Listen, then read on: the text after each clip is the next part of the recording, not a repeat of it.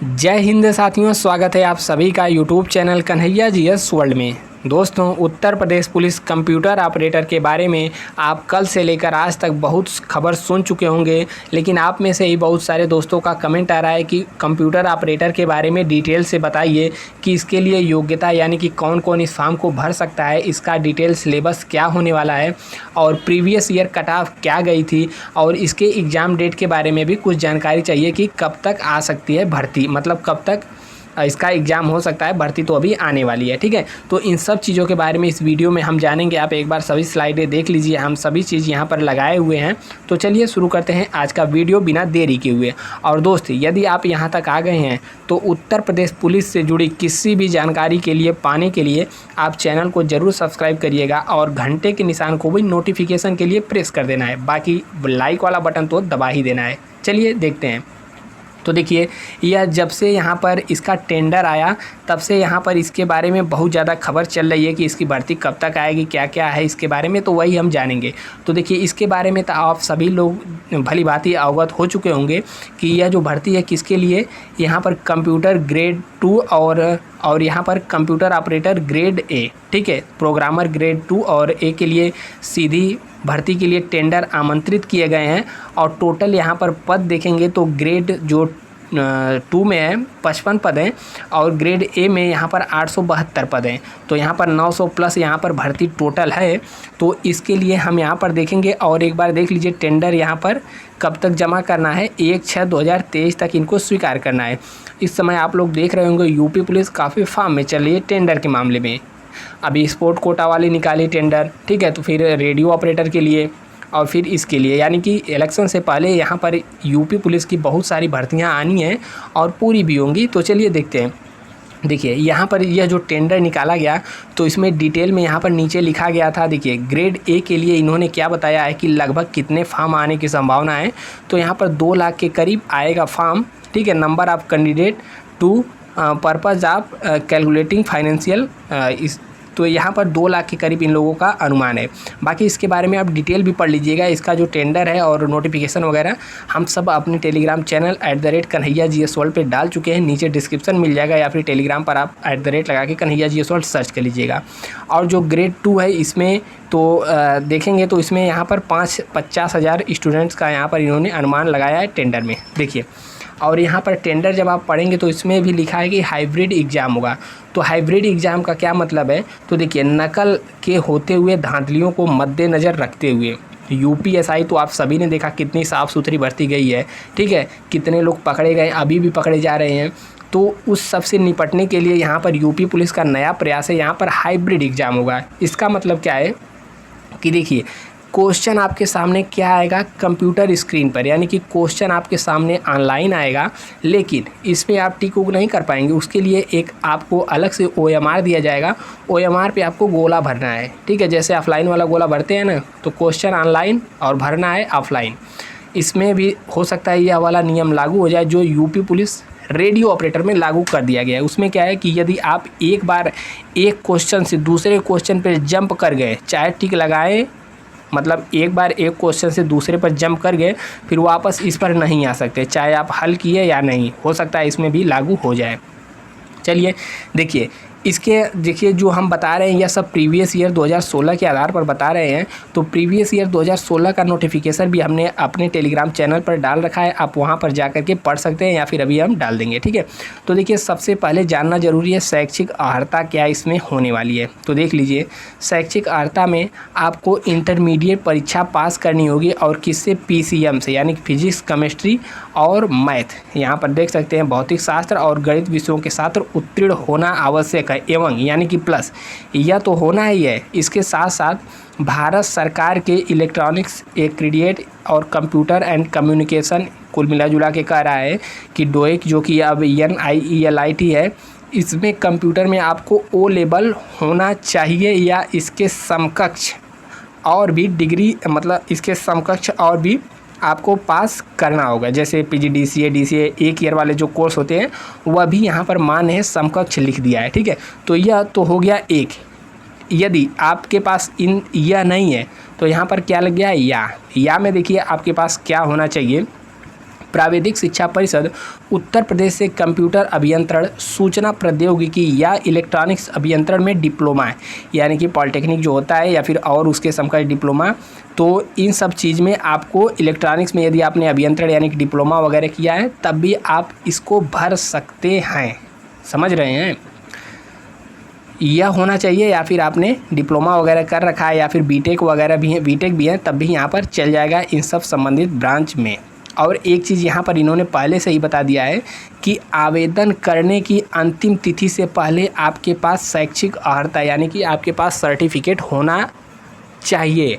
आप यदि अपीयरिंग में है यानी कि आपने एग्ज़ाम दे दिया है, रिजल्ट नहीं आया है या फिर रिजल्ट आने वाला है या फिर एग्ज़ाम ही नहीं हुआ है, तो अपीयरिंग में नहीं माना जाएगा। ठीक है, अपीयर्ड कैंडिडेट नहीं माने जाएंगे। इसमें क्या होता है कि जो फार्म डेट निकलती है तो वहाँ पर डेट मेंशन कर देता है कि इतनी डेट से पहले आपका रिजल्ट आ जाना चाहिए, तो ऐसा यहाँ पर साफ साफ लिख दिया गया है।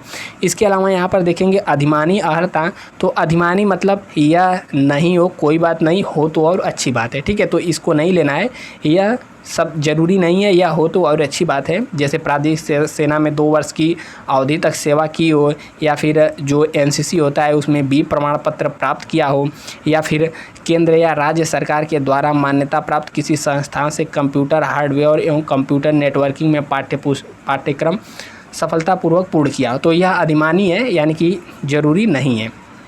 अब देखिए इसके अलावा इसमें क्या होता है कि जब यदि आप एक स्टेज कंप्लीट कर लेते हैं तो सेकेंड स्टेज में यहाँ पर कंप्यूटर टंकड़ यानी कि टाइपिंग टेस्ट होता है।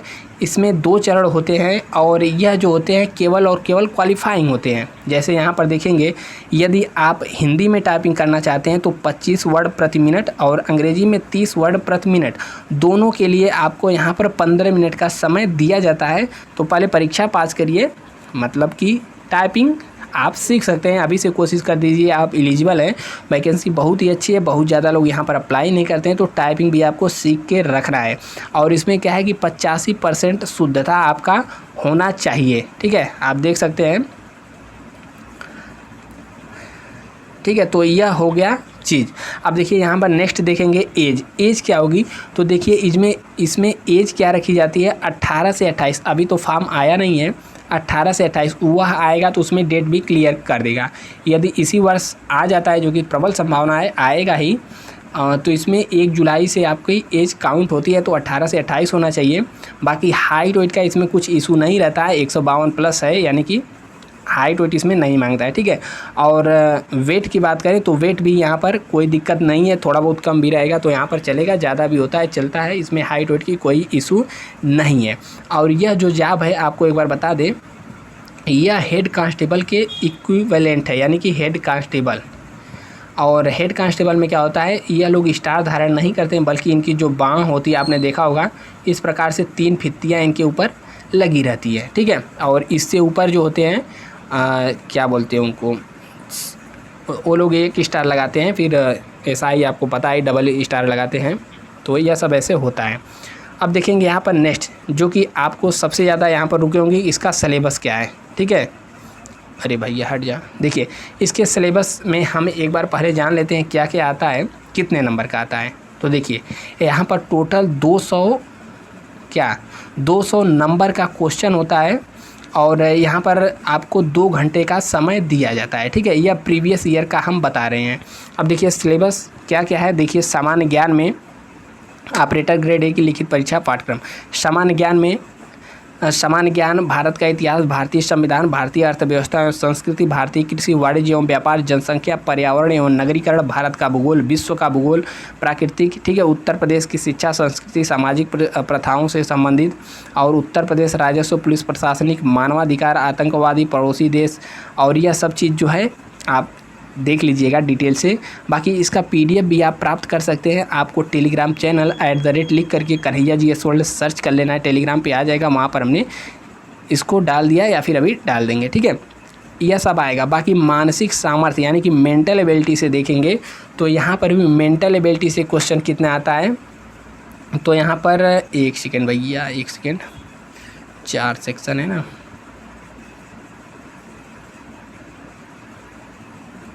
ठीक है, तो यहाँ पर मेंटल एबिलिटी से देख सकते हैं। तो देखिए यह सब जो है अभी तो ऑफिशियल कुछ आया नहीं है, यह सब प्रीवियस ईयर का ही है, ठीक है। 2016 में जो वैकेंसी आई थी, तो मानसिक यानी कि मेंटल एबिलिटी में आपको तार्किक, आरेख, संकेत, संबंध, प्रत्यक्ष ज्ञान, बोध, रचना, परीक्षण, अक्षर श्रृंखला, वर्णमाला, व्यवहारिक ज्ञान, ठीक है, और लॉजिकल इंटरप्रिटेशन और आंकड़े, तार्किकी यानी कि जो भी रीजनिंग होती है वह सब इसमें आएगी। और यहाँ पर तर्क शक्ति, रीजनिंग यानी कि यह भी जो ऊपर है यह भी रीजनिंग से ही संबंधित रहता है, कुछ इसमें थोड़ा बहुत अलग भी देखने को मिल जाएगा। तर्क शक्ति यानी रीजनिंग से में क्या क्या आएगा, तो यहाँ पर देख सकते हैं रीजनिंग में यह सब चीज़ आएगा। एक एक पढ़कर सुनाएंगे तो वीडियो लंबा हो जाएगा, आप इसको रोक करके पढ़ लीजिए, इसकी शॉर्ट ले लीजिएगा, टेलीग्राम पर आकर के भी ले लीजिएगा। अब देखिए यह जो है कंप्यूटर साइंस, देखिए यानी कि कंप्यूटर यही आपका मेन है, इसी से नंबर बनेगा, सबसे ज़्यादा क्वेश्चन इसी से पूछे जाते हैं। तो कंप्यूटर साइंस में इंट्रोडक्शन आप देख लीजिए, हिस्ट्री और इसके अलावा evolution and generation of computer और organisation of computer system, hardware, software, ठीक है। तो यह सब चीज़ यहाँ पर कंप्यूटर में आपको पूछने वाला है। डाटाबेस मैनेजमेंट सिस्टम भी यहाँ पर पूछा जाता है। और इतना ही नहीं है, नीचे भी तो देखिए PC software and office automation और इसके अलावा वर्कशॉप, ठीक है, वर्कशॉप, प्रोडक्टिविटी टूल्स, यह सब जो आपको काम करना रहेगा उसी से संबंधित यहाँ पर जो जो सिलेबस दे दिया है, यह कंप्यूटर आपको बढ़िया से तैयार कर ले जाएँ। कंप्यूटर नेटवर्क से यहाँ पर लैन, मैन, वैन यह सब आता है, इंटरनेट के बारे में यह सब डिटेल से आता है। बाकी emerging technologies and web publishing, ठीक है, और बुलियन अलजेब्रा, डाटा स्ट्रक्चर्स, तो इतना सारा कंप्यूटर का आप देख सकते हैं, सबसे ज़्यादा कंप्यूटर यहाँ पर पूछा जाता है। तो आपने सिलेबस तो देख लिया, आप देख लीजिए कैसे कैसे आते हैं। तो सिलेबस में जो जीके जीएस वाला होता है हमने बता ही दिया, 40 क्वेश्चन आता है और प्रत्येक क्वेश्चन 1.25 पिछले ईयर के हिसाब से देखें तो 50 नंबर का ये हो गया। और यहाँ पर और रीजनिंग की बात करें तो यह भी 40 नंबर की आती है, सब मिला करके यहाँ पर हो गया, यह भी 50 नंबर का हो गया, ठीक है। और यहाँ पर कंप्यूटर जो होता है 80, कंप्यूटर का जो होता है 80 क्वेश्चन होता है, 40 गुना 80 गुना 160, ठीक है। तो 160 क्वेश्चन होता है और टोटल कितना होता है यहाँ पर 200 नंबर का होता है, 1.25 नंबर का यह भी रहेगा। तो इस प्रकार से यहाँ पर 100 नंबर, ठीक है। तो 200 नंबर का क्वेश्चन आता है। अब 200 में से कितना लाएंगे तो सिलेक्शन हो जाएगा। चलिए बढ़ते हैं कट ऑफ के ऊपर, कट ऑफ प्रीवियस ईयर क्या गई थी, ठीक है। तो यहाँ पर देखेंगे हम लोग प्रीवियस ईयर कट ऑफ 2016 में। देखिए जो फाइनल कट ऑफ गई थी, एक बार ध्यान दीजिएगा, यहाँ पर देखिए, यहाँ पर मेल हमने लिख दिया है, फीमेल लिख दिया है। जनरल में पिछली बार गई थी कट ऑफ 113 नंबर, 113.75 गई थी फाइनल कट ऑफ। गर्ल्स में यहाँ पर काफ़ी कम गई थी, 81.75। और ओबीसी में बात करें तो यहाँ पर 90 नंबर गई थी। और यहाँ पर फीमेल में 83.75 गई थी। और यहाँ पर एससी में 80 नंबर गई थी। और यहाँ पर 87 या 83, एक मिनट, यहाँ पर शायद 87, ठीक है, यह थोड़ा सा कन्फ्यूजन है, 87 नंबर यहाँ पर गई थी एससी वालों की, ठीक है। तो यह कट ऑफ थी प्रीवियस ईयर की।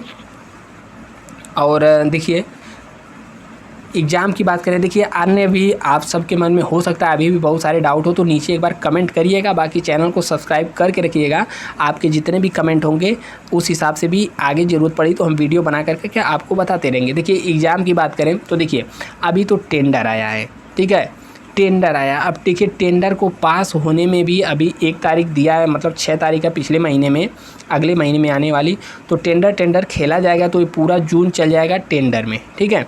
तो जून टेंडर में गया, इसके बाद जुलाई या अगस्त, ठीक है, ज़्यादा पहले टेंडर पास होने के बाद एक आध महीने बाद यहाँ पर आ जाएगा। तो जून में हो गया, यदि जुलाई में आपका नोटिफिकेशन भी आ जाता है, ठीक है, जुलाई में ऑनलाइन भी होना स्टार्ट हो जाता है जुलाई अगस्त में, तो 3 महीना और ऐड कर लीजिए, अगस्त, सितंबर, अक्टूबर, नवंबर तक इसका एग्ज़ाम जा सकता है, ठीक है। बाकी यह तो तब ज़्यादा क्लियर हो जाएगा जब इसका ऑनलाइन फॉर्म यानी कि नोटिफिकेशन आ जाएगा, कब तक आता है उसके ऊपर डिपेंड करेगा। बाकी अभी से एग्ज़ाम की भविष्यवाणी कर पाना थोड़ा संभव नहीं है, और हो सकता है चल जाए, लेकिन हमारे हिसाब से जहाँ तक देखेंगे तो अभी यूपी पुलिस रेडियो ऑपरेटर का भी इन लोगों को एग्ज़ाम करवाना है। तो रेडियो ऑपरेटर का तो ऐसा लग रहा है कि जुलाई में करवा लेंगे, क्योंकि यूपी पुलिस अब थोड़ा एक्टिव हुई है, डेली यहाँ पर कुछ नोटिफिकेशन वगैरह आता रहता है कुछ ना कुछ। तो रेडियो ऑपरेटर का जहाँ तक एग्ज़ाम लग रहा है जुलाई में हो जाएगा, ठीक है। तो उसके बाद इन सब पे फोकस किया जाएगा। तो यहाँ पर हमको लग रहा है अक्टूबर तक यहाँ पर एग्ज़ाम की संभावना बन रही है। ठीक है, तो एग्ज़ाम अक्टूबर तक हो सकते हैं। बाकी हो सकता है आपके मन में डाउट हो तो नीचे एक बार कमेंट करके पूछिएगा। बाकी हमने सभी चीज़ बताने का प्रयास किया है और आगे भी बताते रहेंगे। मिलते हैं नेक्स्ट वीडियो में, तब तक के लिए जय हिंद। बाकी टेलीग्राम आप ज़रूर ज्वाइन करिएगा, वहाँ पर आपको सारी अपडेट मिलती रहेगी।